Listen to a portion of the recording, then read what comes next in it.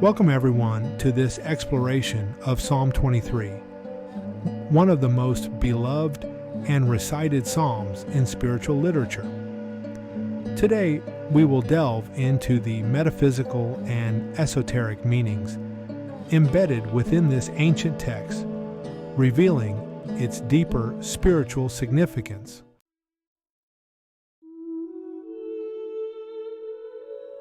We begin with the opening verse. The Lord is my shepherd, I shall not want. When we speak of the Lord, we are referring not to a deity bound by gender or form, but to the pre-gender source of all that is.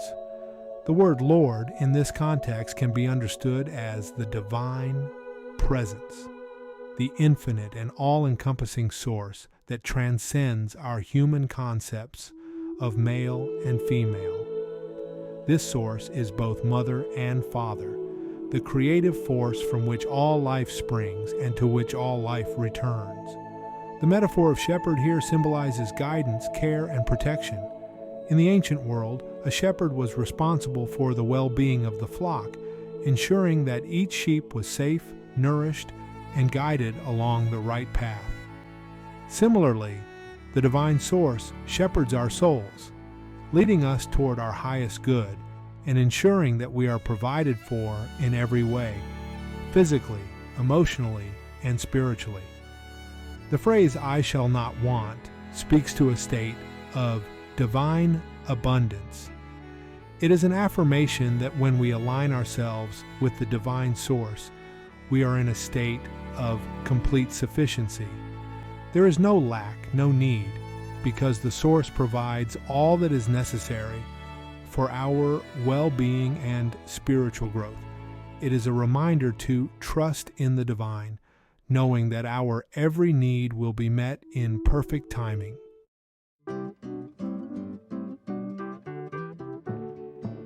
He maketh me to lie down in green pastures. Green pastures are a powerful symbol of prosperity and abundance. In the physical world, green pastures represent fertile ground, a place where life thrives and where nourishment is abundant. Metaphysically, this speaks to the state of divine prosperity that is available to us when we trust in the source. To lie down in green pastures suggests a state of rest, peace, and contentment. It is an invitation to relax into the flow of life, knowing that the universe is abundant and that there is more than enough for everyone. This is not just about material wealth, but about a deeper sense of fulfillment and well-being. It is the prosperity of the soul, where we feel rich in love, joy, and spiritual connection. In this state of divine abundance, we are reminded that true prosperity comes not from striving or struggling, but from aligning with the natural flow of the universe. When we allow ourselves to rest in the green pastures of divine provision, we experience a deep sense of peace and trust that all is well.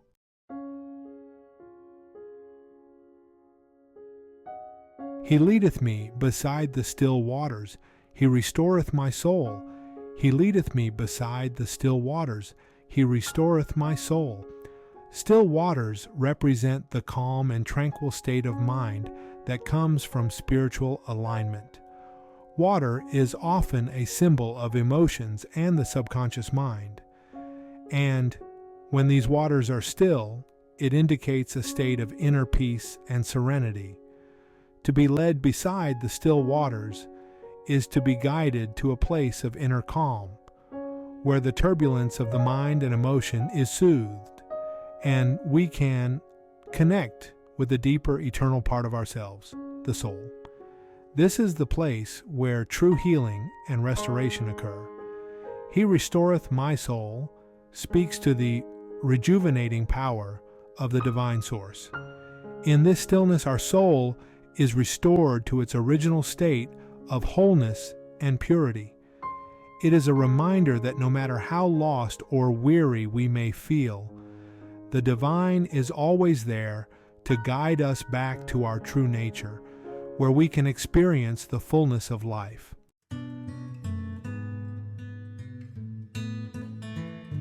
He leadeth me in the paths of righteousness for his name's sake. Righteousness in this context is not merely about moral behavior, but also encompasses right alignment with divine will, which includes right thinking and speaking. When we align our thoughts and words with the essence of our desires, we are harmonizing our inner world with the divine energy that creates and sustains the universe. To think and speak in alignment with our true desires is to recognize that these desires are not separate from the divine. They are the whispers of the divine within us, guiding us toward our highest good. When we hold thoughts and speak words that reflect the truth of our being, we are engaging in a form of spiritual righteousness. This right thinking and speaking bring our inner world into harmony with the outer, allowing the manifestation of our desires in a way that benefits us and the world around us.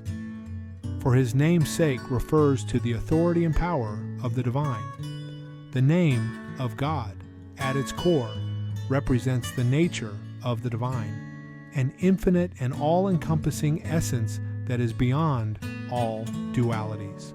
This nature has infinite meanings and expressions, such as infinite intelligence, infinite life, infinite love, and infinite power.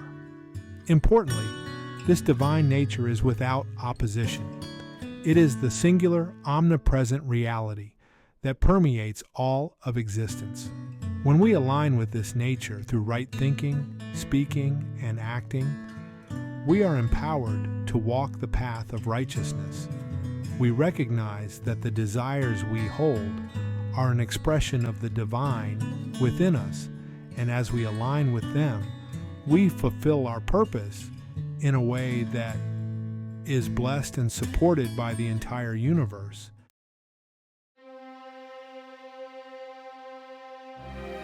Yea, though I walk through the valley of the shadow of death, I will fear no evil.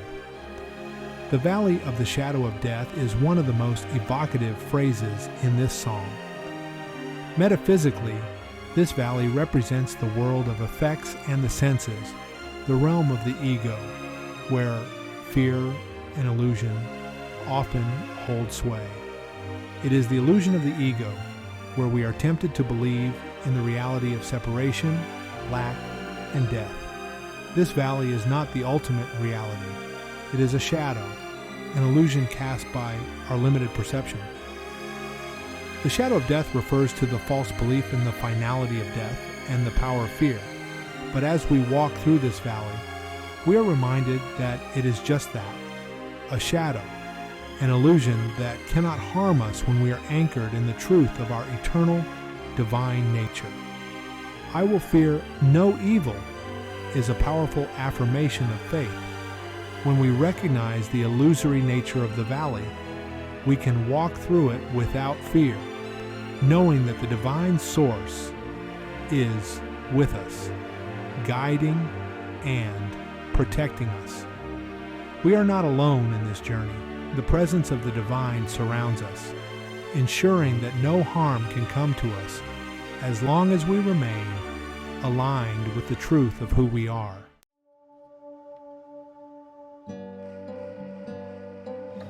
Thy rod and thy staff, they comfort me. The rod and the staff are symbols of authority and support. In the hands of the shepherd, the rod was used to protect the flock, while the staff was used to guide them. Metaphysically, these tools represent the divine's protective and guiding presence in our lives.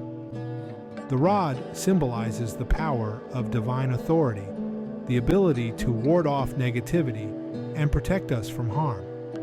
The staff represents guidance, the gentle nudging of the divine that keeps us on the right path. Together, the rod and the staff provide comfort because they remind us that we are always under the watchful care of the divine source. we can trust that we are protected and guided in all situations. And this trust brings a deep sense of peace and comfort.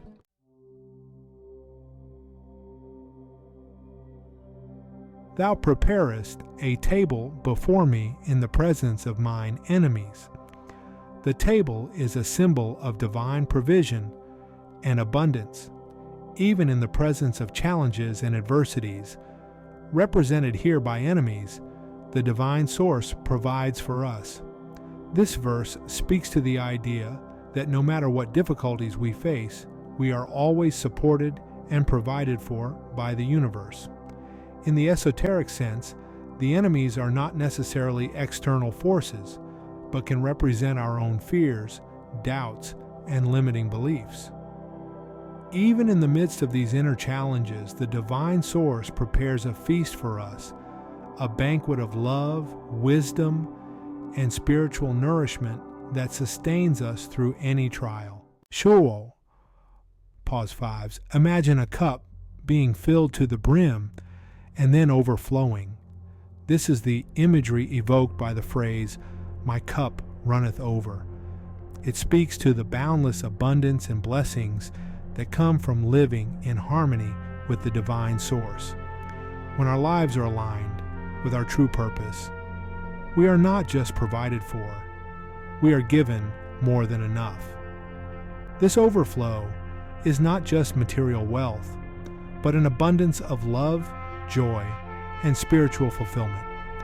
It is a state of being where we feel so enriched by the divine presence that we cannot help but share our blessings with others. This scene serves as a reminder that when we walk the path of righteousness, guided by the divine, our lives become a testament to the infinite grace and generosity of the universe.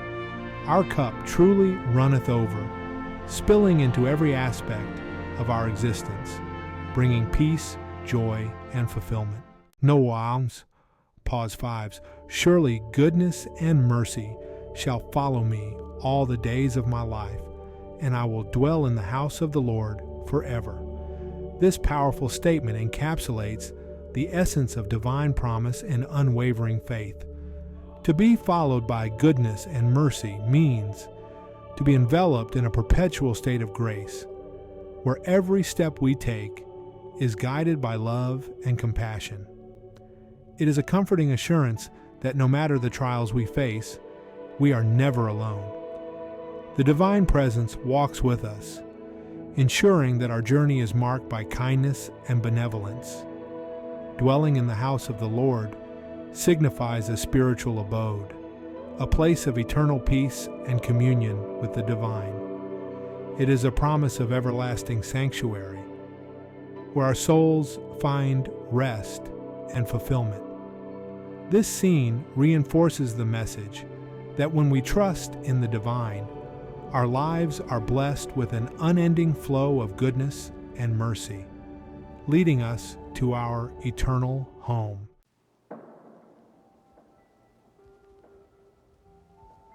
Thou anointest my head with oil, my cup runneth over. Anointing with oil is a symbol of consecration and blessing. It represents the divine's recognition of our spiritual worth and our readiness to fulfill our divine purpose. When our head is anointed with oil, we are being set apart, empowered to carry out the work that we are called to do in this world. My cup runneth over speaks to the overflowing abundance that comes from living in alignment with the divine source. When we are aligned with our true purpose, we experience life in a state of divine overflow. This is not just a material overflow, but a spiritual one, a life rich in love, joy, peace, and all the fruits of the Spirit. Our blessings are so abundant that they spill over, allowing us to share them generously with others. This overflow is a testament to the boundless nature of the divine, which continually provides more than we could ever need or ask for. Surely goodness and mercy shall follow me all the days of my life. Surely goodness and mercy shall follow me all the days of my life. Goodness and mercy are the natural outcomes of living in harmony with the divine. When we walk the path of righteousness, right thinking, speaking, and acting in alignment with the divine will, we attract the energies of goodness and mercy into our lives. These qualities become our constant companions, guiding us and protecting us as we journey through life. The phrase, "shall follow me," suggests that goodness and mercy are not just occasional blessings, but are ever present, continually flowing into our lives. They are the divine's response to our alignment with its infinite nature, ensuring that we are always supported, loved, and cared for. And I will dwell in the house of the Lord forever. And I will dwell in the house of the Lord forever. To dwell in the house of the Lord is to live in the consciousness of the divine presence. It is a state of being where we are continually aware of our connection to the source, where we live, move, and have our being within the infinite nature of the divine. The house of the Lord is not a physical location, but a state of spiritual consciousness. It is the realization that we are always within the embrace of the divine, that we are never separate from the source. This awareness brings peace, joy, and a sense of eternal security. To dwell in this house forever means that this connection to the divine is eternal. It is not limited by time or space, but is an ongoing relationship that transcends our physical existence. It is the recognition that we are eternal beings, always at home in the divine, both now and in the hereafter. This completes our exploration of Psalm 23 from a metaphysical and esoteric perspective. Each verse of this psalm is rich with meaning, offering us guidance on how to live a life aligned with the divine source, which is the infinite pre-gender essence of all that is. As we align our thoughts, words, and actions with this divine nature, we experience a life of peace, abundance, and spiritual fulfillment, knowing that we are always guided, protected, and loved by the infinite goodness of the divine. Thank you for joining me in this journey of deeper understanding.